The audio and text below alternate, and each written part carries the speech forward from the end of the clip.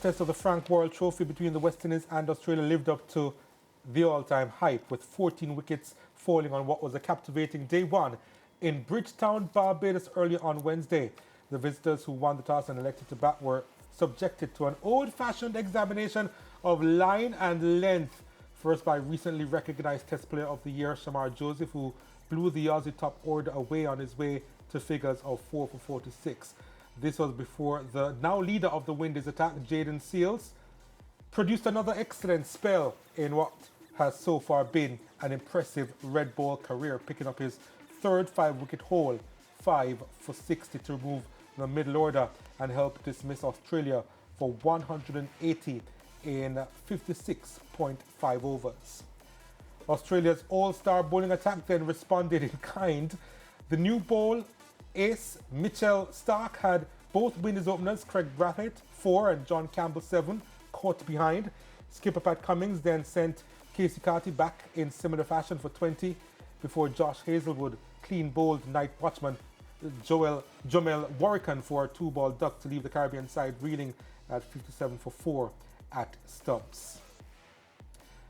Following his stellar performance with the ball, Seales gave an insight into the intent the Windies seamers set out to follow on the day. He was also full of praise for bowling partner Shamar Joseph. He said with the new ball, the plan was to bowl fuller. He knew the batters would come hard if we gave them width, and the plan was to bowl full and as much at the stumps as possible. We tried to bowl a little slower than what the Australians would have expected, and that made them play. Shamar was special today, and he has been special throughout his career. He has a love for Australia. He got through the top order and made it easy for us in the middle and at the end. Fazil Mohammed now joins us via Zoom as we look back on the day's play. Faz, welcome to the zone. Earlier I mentioned to Lance and Mara that I was petrified as each wicket fell in the morning, because I was saying, well, if the West Indies bowlers can do this, I can just imagine what's going to happen later in the day. But put that aside, being petrified, it really was a very good performance in the morning session and the middle session by the Windies bowlers. An excellent performance. And I think Jaden Seales struck the right note speaking at the end, because he got more wickets, but really it was the bowling of Shamar Joseph in that morning session that set the tone. I mean, he was outstanding. The bowling that full length movement off the seam and a bit through the air. He's not so much of a swing bowler as a seam bowler, but that consistent pace and line was so similar to what he achieved at the Gabon on that famous last day 17 months ago. So you're right. I think notwithstanding the collapse at the end of the day with the 4 wickets going down, I think the West Indies lived up and indeed exceeded expectations with the bowlers in getting Australia out for 180. And what did you make of the wicket? Because it obviously had a lot of movement, but what was also impressive was the discipline that the West Indies bowlers showed most times in the morning and afternoon session. I think the pitch, as mentioned by the commentators, because they're on side, they have the international experience, is a bit up and down, a bit too paced, and that always makes it challenging. I think one flew off a length very early to Osman Khawaja and went over the slips of the shoulder of the bat. And once something like that happens very early on, it obviously is going to create some doubt in the batsman's minds. It's easy to say, well, to just block it out and focus on the next ball. Not everyone could do that. And I think the fact that they recognized that very early and bowling that full length, I think the one passage of play where they allowed the enthusiasm to get away from them was the second hour of the morning, where they bowled too short and Khawaja and Head capitalized. Khawaja pulling for 6. There were a couple of pulls and cuts for 4 as well. I think that's when they let their disciplines run away and they got too excited with the nature of the pitch. But they returned to the normal order of things in the second session and then wrapped it up in the final session. So I thought it was a really disciplined effort generally from the West Indies bowlers. That level of indiscipline that you mentioned there, Faz, and that I saw as well, I think some of it would have come out of frustration, don't you think? Because there are quite a few dropped chances. Khawaja especially was dropped twice, so I can understand them trying to experiment a little bit more, even out of frustration. True, but you know, Donald, if you've seen a chance put down bowling a full length, and another one put down, bowling of a full length. Bowling a short of a length might be frustration, but you don't really expect to get a reward from it other than being carted to all parts, especially against Australians who are brought up on harder, faster services, and it's almost natural for them to be playing off the back foot. So yeah, it is frustrating when chances are put down, and that's not acceptable. Look at that catch missed by Roston Chase. It proved costly because Khawaja was on 6, he got to 47, and given the way the match is going already, 46 runs could make a significant difference. We'll have to see how things go on the second morning, but really, you want those catches to be held. That's the mark of a top team as well. When you take your chances, and I always maintain you might struggle with the bat and the ball relating to experience, lack of experience, and so on, but certainly fielding and catching.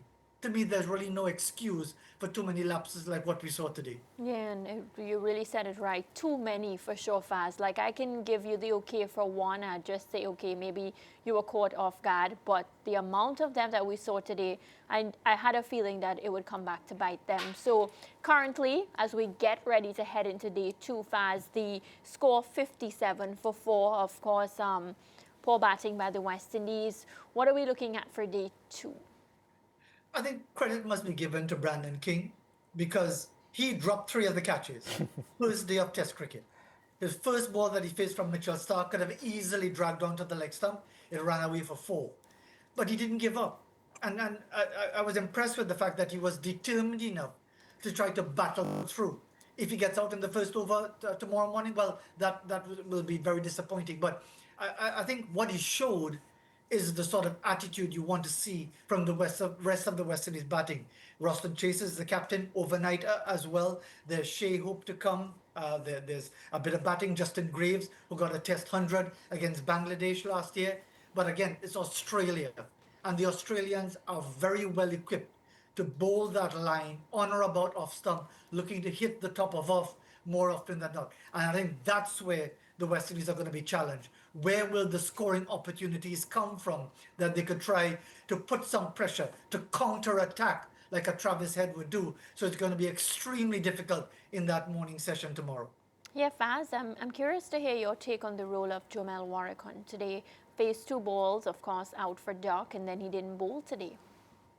I was surprised that he wasn't given a bowl sometime during the course of that 89-run partnership between Khawaja and Head, because I struggle to understand how you would wait until a pair is well established to bring on a spinner. Clearly, there's a concern about a left-arm orthodox spinner bowling to left-handers. So what does that mean? Every time that there are left-handers on strike, and there are 4 or 5 of them in the Australian team, you're not going to bowl Jomel Warrican? Okay, granted, he was successful in a raging turner for 2 Test matches in Multan against Pakistan in January. But if you're going to pick him, if he's going to be a vice captain, it really doesn't give a lot of faith in his ability to bowl in all conditions if you're going to basically keep him out of the attack when a partnership is flourishing. When are you going to bowl him at all? So we'll have to wait and see. There's a lot of cricket still to be played. There are 2 Test matches to follow.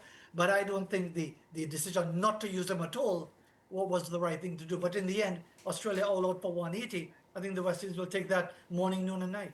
Yeah, and just before you go, Faz, we don't want to complain about the bowling performance of the West Indies team with the Aussies all out for 180, which represents a good day in the field for the West Indies.